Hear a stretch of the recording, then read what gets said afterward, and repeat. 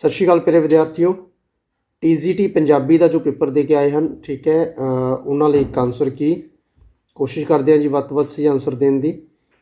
सो TGT Punjabi level 2 प्रश्न है जी, श्री गुरु नानक देव जी के माता और सुपत्नी का की नाम है। ठीक है जी, 91 प्रश्न है जी। सो उत्तर होएगा तृप्ता जी और सुलखणी जी, तृप्ता जी और सुलखणी जी। ठीक है, अगला प्रश्न है जी, कड कलेजा कि तंबेरे सो भी लायक नाही तेरे, होर तयोफिक नाही कचमेरे पियो कटोरा पानी का। सो ये तयोफिक का अर्थ दसना है जी। सो इसका उत्तर होएगा योग्यता समर्था, योग्यता ते समर्था। ठीक है, फिर है जी, विज्ञानी बनन तो इलावा डॉक्टर अब्दुल कलाम साहब का वो किहड़ा सुपना सी जिसनों पूरा नहीं सी कर सके। सो उत्तर है जी IAS अफसर बनन का, IAS अफसर बनन का। ठीक है, सो मेरे अकॉर्डिंग ये उत्तर है।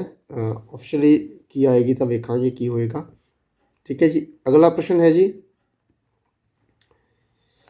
सो नक हेठ लियाउणा मुहावरे का की अर्थ है। जरा भी पसंद ना करना, जरा भी पसंद ना करना। फिर अगला है जी, वार्तक रूप वाले अखान की चोन करो। सो वार्तक रूप वाला अखान है जी, एक हथ नाल ताड़ी नहीं वजदी। अकॉर्डिंग टू मी एक हथ नाल ताड़ी नहीं वजदी। ठीक है, सो तुसी की करके आए हो या ऑफिशियली आंसर की कहती है, सो बाद देखने हैं जी। अगला प्रश्न है, गुरमुखी लिपि विच उर्दू फारसी के प्रभाव कारण पैर बिंदी पैन वाले अखरां की गिनती। सो इनू तुहानू पता ही है 6। ठीक है, सस्से पैर बिंदी खक्के पैर बिंदी। सो ये 6 अखर हैं। अगे है जी, खेत्रफल पक्षों दुनिया भर में भारत का किहड़ा स्थान है। सो 7वां स्थान है जी, 7वां स्थान है जी। ठीक है, सो उस तो बाद प्रश्न आ गया जी 98, बाबा शेख फरीद साहब के पिता जी का की नाम है। शेख जमालुद्दीन सुलेमान, शेख जमालुद्दीन सुलेमान। ठीक है, अगला प्रश्न है जी, डॉक्टर भीमराव अंबेडकर का जन्म कदों ते कित्थे होया। सूत्र है जी 14 अप्रैल 1891 ईस्वी नूं बड़ौदा रियासत की छावनी मध्य प्रदेश, ठीक है, दे पिंड महू विच होया सी। ठीक है जी, फिर है जी, भाषाई शुद्धता नूं निरखण परखण लई बनाए गए नियमां नूं की आख्या जाता है। सो इसका उत्तर हो गया व्याकरण, व्याकरण। ठीक है जी, फिर अगला प्रश्न है जी, किरत का सत्कार अंग विच पेश हुए मुद्दे विषय वस्तु बारे किहड़ा कथन दुरुस्त है। सो उत्तर होएगा औरत मर्द संबंध और बाल मजदूरी इस एकांगी का केंद्री विषय है। ठीक है जी, सो अगला प्रश्न है जी तुहाडा, स्वामी विवेकानंद का मुढ़ला की नाम सी ते नाम स्वामी विवेकानंद किन्हां ने रखिया सी। सो मुढ़ला नाम सी नरेंद्र नाथ, रखिया सी स्वामी विवेकानंद नाम उन्होंने जो गुरु सन रामकृष्ण परमहंस जी, उन्होंने नाम रखा सी जी। ठीक है, फिर अगे है जी प्रश्न, मदन लाल ढींगरा एक विद्रोही और अंग्रेज़ विरोधी नौजवान सी। इस ठोस तत्थ के बावजूद अंग्रेज़ों ने उसके पिता डॉक्टर साहब दत्ता मल नूं राय साहब का खिताब दिता, क्यों? क्योंकि वो पक्के अंग्रेज़ भगत सन, क्योंकि वो पक्के अंग्रेज़ भगत सन। ठीक है, अगला प्रश्न है, शिव कुमार बटालवी ਦੀਆਂ कवितावां ਨੂੰ ਵਾਚਦਿਆਂ ਤੁਸੀਂ ਉਸਨੂੰ ਕਿਹੋ ਜਿਹੇ ਕਵੀ ਮੰਨਦੇ ਹੋ। ठीक है, इन्हां चों किहड़ा जो ऑप्शन है वो लागू नहीं हुंदा। सो लास्ट, अपनी होंद अते हस्ती नूं निरार्थक मनण वाला दुखी अते निराशवादी शायर। ठीक है, फिर अगला प्रश्न है जी, जस्ट मिनट कर लिया आपां। ठीक है, साइंस सिटी के निर्माण का की मकसद है। सो साइंस सिटी के निर्माण का मकसद सी देश के नौजवान वर्ग नूं मनोरंजन तरीके नाल विज्ञान के सिद्धांतों तो जाणू कराउणा। ठीक है जी, फिर है जी, सरदार भगत सिंह किस दी तस्वीर अपने कोल रखता सी। सो सरदार करतार सिंह सराभा की तस्वीर अपने कोल रखता सी। अगे है, परवेज़ किस कहानी का पात्र है। नानी का प्यार, नानी का प्यार कहानी का पात्र है। सो दूजा पड़ाव पाठ पुस्तक में शामिल रचना कुल्फी का काव्य रूप किहड़ा है और इसके रचनाकार कौन हैं। सो कुल्फी के जो रचनाकार हैं जी सुजान सिंह हैं। ठीक है जी, सुजान सिंह। ਤੇ ਇਹ ਇੱਕ ਕਹਾਣੀ ਹੈ ਜੀ। ਅੱਗੇ ਹੈ ਜੀ, ਵਿਸ਼ਵ ਵਿੱਚ ਸਕਾਊਟਿੰਗ ਦਾ ਮੁੱਢ ਕਿਸਨੇ ਤੇ ਕਦੋਂ ਬੰਨਿਆ? ਸੋ ਉੱਤਰ ਹੈ ਜੀ ਲਾਰਡ ਬੈਡਨ ਪਾਵਲ ਨੇ 1907 ਈਸਵੀ ਦੇ ਵਿੱਚ ਇੰਗਲੈਂਡ ਦੇ ਬਰਾਊਨਸ। ਠੀਕ ਹੈ, ਇਹ ਪਹਿਲਾ ਉੱਤਰ ਹੋਏਗਾ ਲਾਰਡ ਬੈਡਨ ਪਾਵਲ। ਠੀਕ ਹੈ, ਫਿਰ ਅਗਲਾ ਪ੍ਰਸ਼ਨ ਕਰਦੇ ਹਾਂ ਜੀ ਅਸੀਂ। ਅਗਲਾ ਪ੍ਰਸ਼ਨ ਤੁਹਾਡਾ ਹੈ, ਕਰਤਾਰਾ ਕੌਤਕੀ ਨਾਮਕ ਇਕਾਂਗੀ ਦੇ ਰਚਨਾਕਾਰ ਪ੍ਰੋਫੈਸਰ ਗੁਰਦਿਆਲ ਸਿੰਘ ਨੇ ਇਕਾਂਗੀਕਾਰ ਹੋਣ ਤੋਂ ਇਲਾਵਾ ਇੱਕ ਨਾਵਲਕਾਰ ਵਜੋਂ ਵਧੇਰੇ ਜਾਣੇ ਜਾਂਦੇ ਹਨ। ਉਹਨਾਂ ਦਾ ਕਿਹੜਾ ਨਾਵਲ ਤੁਹਾਡਾ ਨਹੀਂ ਹੈ ਦੱਸਣਾ ਹੈ ਜੀ। ਸੋ ਅਨਹੋਏ, ਪਰਸਾ, ਮੜੀ ਦਾ ਦੀਵਾ ਤਿੰਨੋਂ ਗੁਰਦਿਆਲ ਸਿੰਘ ਦੇ ਹਨ। ਇਹ ਉਹ ਹਮਾਰਾ ਜੀਵਨਾ ਗੁਰਦਿਆਲ ਸਿੰਘ ਦਾ ਨਹੀਂ ਹੈ ਜੀ। ਠੀਕ ਹੈ, ਅਗਲਾ ਪ੍ਰਸ਼ਨ ਜੀ, ਚਰਨ ਸਿੰਘ ਸ਼ਹੀਦ ਦੀ ਕਵਿਤਾ ਜੋ ਪਹਿਲ ਸੀ, ਸੋ ਪਹਿਲ ਸਿਰਲੇਖ ਦਾ ਸ਼ਬਦ ਤੋਂ ਕੀ ਭਾਵ ਹੈ? ਠੀਕ ਹੈ, ਜਦੋਂ ਅਸੀਂ ਪਹਿਲ ਕਵਿਤਾ ਪੜ੍ਹੀਏ ਨਾ ਤਾਂ ਉੱਥੋਂ ਪਤਾ ਲੱਗਦਾ ਕਿ ਜੋ ਬੰਦਾ ਪਹਿਲਾਂ ਕੰਮ ਕਰਦੇ ਜਿੱਤ ਉਸੇ ਦੀ ਹੁੰਦੀ ਹੈ। ਸੋ ਕੋਈ ਕੰਮ ਦੂਜਿਆਂ ਨਾਲੋਂ ਪਹਿਲਾਂ ਸ਼ੁਰੂ ਕਰਨਾ।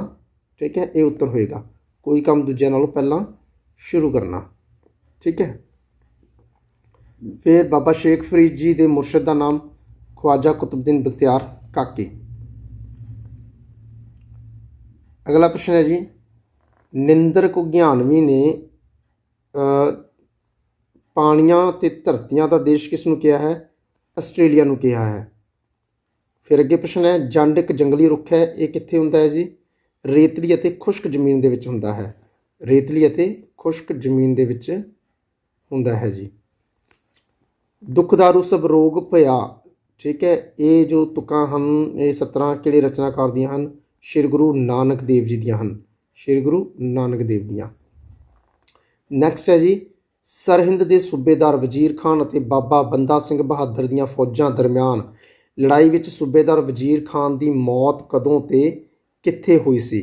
ਠੀਕ ਹੈ, ਸੋ ਇਹਨਾਂ ਦੇ ਵਿਚਕਾਰ ਜੋ ਯੁੱਧ ਹੋਇਆ ਸੀ ਉਹ ਯੁੱਧ ਹੋਇਆ ਸੀ ਜੀ 12 ਮਈ 1710 ਈਸਵੀ ਨੂੰ ਚੱਪੜਚਿੜੀ ਦੇ ਮੈਦਾਨ ਦੇ ਵਿੱਚ।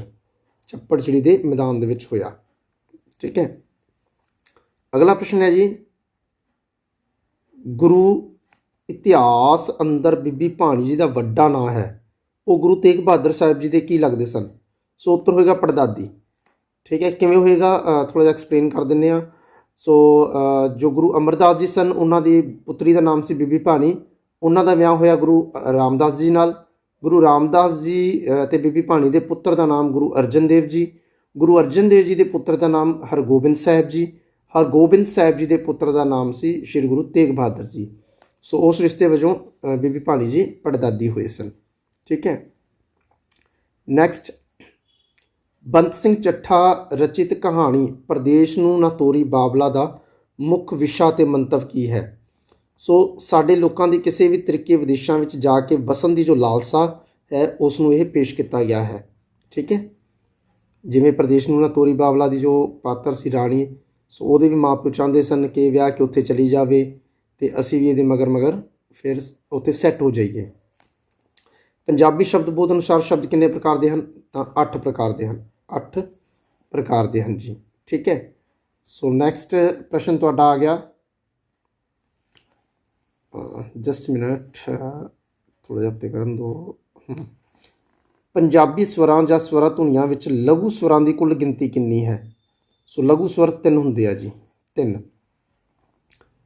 ਇੱਕ ਵਧੀਆ ਵਾਦ ਵਿਵਾਦ ਪ੍ਰਤੀਯੋਗੀ ਬਣਨ ਲਈ ਕਿਸ ਕਿਸਮ ਦੀ ਬੁੱਧੀ ਦੀ ਯੋਗਤਾ ਦੀ ਲੋੜ ਪੈਂਦੀ ਹੈ? ਤਾਰਕਿਕ ਗਣਿਤਕ ਬੁੱਧੀ। ਤਾਰਕਿਕ ਗਣਿਤਕ ਬੁੱਧੀ ਦੀ ਲੋੜ ਪੈਂਦੀ ਹੈ ਜੀ। ਠੀਕ ਹੈ, ਅੱਗੇ ਪ੍ਰਸ਼ਨ ਹੈ ਜੀ, ਕਿਸੇ ਚੰਗੀ ਸੈਨ ਦੀ ਗੱਲ ਸੀ, ਪਤਾ ਨਹੀਂ ਕਿਧਰੇ ਅਣਚੇਤੀ ਢੋ ਢਿੱਲ ਜੁੜਿਆ। ਗਿਆਨੀ ਗੁਰਦਿੱਤ ਸਿੰਘ ਰਚਿਤ ਲੇਖ ਵਹਿਮ ਭਰਮ ਵਿੱਚ ਦਰਜ ਇਸ ਵਾਕ ਵਿੱਚ ਆਏ ਸ਼ਬਦ ਸੈਂਤ ਤੋਂ ਕੀ ਭਾਵ ਹੈ? ਸੋ ਸੈਂਤ ਤੋਂ ਭਾਵ ਹੈ ਮੌਕੇ, ਸਮੇਂ, ਸਿਤਾਰੇ ਜਾਂ ਸ਼ੁਭ ਘੜੀ। ਠੀਕ ਹੈ, ਫਿਰ ਹੈ ਦ੍ਰਿਗ ਸਵਰ ਕਿਹੜੇ ਹਨ? ਦੇਖੋ ਦ੍ਰਿਗ ਸਵਰ ਤਾਂ ਅਸੀਂ ਉਹਨਾਂ ਨੂੰ ਕਹਾਂਗੇ ਨਾ ਜਿਨ੍ਹਾਂ ਦਾ ਜੋ ਸਾਊਂਡ ਹੈ, ਜੋ ਸੁਰ ਹੈ, ਠੀਕ ਹੈ, ਉਹਦਾ ਉੱਚਾ ਹੋ ਜਾਣਾ, ਕਿਸੇ ਸੁਰ ਦਾ, ਕਿਸੇ ਧੁਨੀ ਦਾ, ਠੀਕ ਹੈ, ਸਾਊਂਡ ਦਾ ਉੱਚਾ ਹੋਣਾ। ਠੀਕ ਹੈ, ਸੋ ਮੇਰੇ ਅਕੋਰਡਿੰਗ ਐੜੇ ਨੂੰ ਦੁਲਾਈਆਂ, ਊੜੇ ਨੂੰ ਦਲੌਂਕੜ, ਐੜੇ ਨੂੰ ਘਨੌੜਾ। ਸੋ ਇਹ ਥਰਡ ਜੋ ਹੈ ਇਹ ਦ੍ਰਿਗ ਸਵਰ ਆ। ਠੀਕ ਹੈ, ਇਸ 'ਚ ਜੋ ਬੋਲਣ ਲੱਗੇ ਸਮਾਂ ਵੱਧ ਲੱਗਦਾ ਹੈ। ਠੀਕ ਹੈ, ਸਾਡਾ ਅਗਲਾ ਪ੍ਰਸ਼ਨ ਹੈ ਜੀ, ਚੌਥੀਆਂ ਏਸ਼ੀਆਈ ਖੇਡਾਂ ਕਦੋਂ ਤੇ ਕਿਸ ਸ਼ਹਿਰ ਦੇ ਵਿੱਚ ਹੋਈਆਂ? ਸੋ ਉੱਤਰ ਹੋਏਗਾ ਜੀ 1962 ਈਸਵੀ ਦੇ ਵਿੱਚ ਜਕਾਰਤਾ ਦੇ ਵਿਖੇ ਹੋਈਆਂ ਸੀ। ਠੀਕ ਹੈ। ਫਿਰ ਉਸ ਤੋਂ ਬਾਅਦ ਹੈ ਜੀ, ਸਾਰੇ ਦੇ ਸਾਰੇ ਸ਼ੁੱਧ ਸ਼ਬਦਾਂ ਵਾਲੇ ਵਿਕਲਪ ਚੁਣੋ। ਤਾਂ ਇਹ ਹੋਏਗਾ 35, ਕ੍ਰਿਸ਼ਨ, ਨਿੰਦਰ ਤੇ ਚੁਗ। ਠੀਕ ਹੈ, ਇਹ ਉੱਤਰ ਇਹਦਾ ਹੋਏਗਾ ਜੀ। ਅਗਲਾ ਪ੍ਰਸ਼ਨ ਹੈ, ਇਬਰਾਹਿਮ ਲਿੰਕਨ ਦਾ ਜਨਮ ਕਦੋਂ ਤੇ ਕਿੱਥੇ ਹੋਇਆ? ਇਬਰਾਹਿਮ ਲਿੰਕਨ ਦਾ ਜਨਮ ਕਦੋਂ ਤੇ ਕਿੱਥੇ ਹੋਇਆ? ਸੋ 12 ਫਰਵਰੀ 1809 ਈਸਵੀ ਨੂੰ ਹੋਇਆ ਸੀ ਜੀ, ਅਮਰੀਕਾ ਦੇ ਇੱਕ ਪਥਰੀਲੇ ਅਤੇ ਬੰਜਰ ਇਲਾਕੇ ਦੇ ਵਿੱਚ। ਠੀਕ ਹੈ। ਸੋ ਉਸ ਤੋਂ ਬਾਅਦ ਪ੍ਰਸ਼ਨ ਆਉਂਦਾ ਜੀ, ਗੁਰਮੁਖੀ